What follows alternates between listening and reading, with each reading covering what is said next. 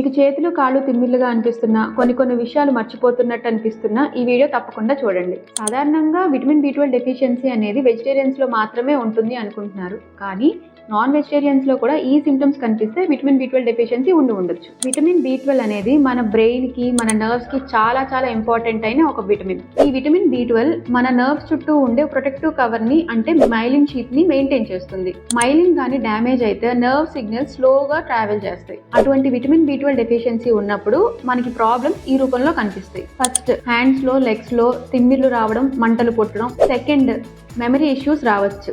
అలాగే కాన్సన్ట్రేషన్ తగ్గుతుంది and mood swings కూడా వస్తాయి.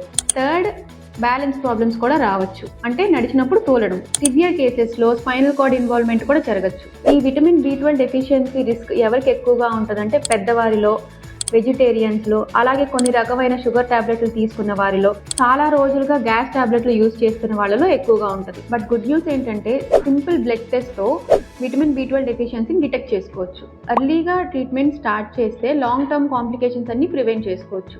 సిమ్టమ్స్ ని ఇగ్నోర్ చేయకండి, ఇమీడియట్ గా టెస్ట్ చేయించుకోండి.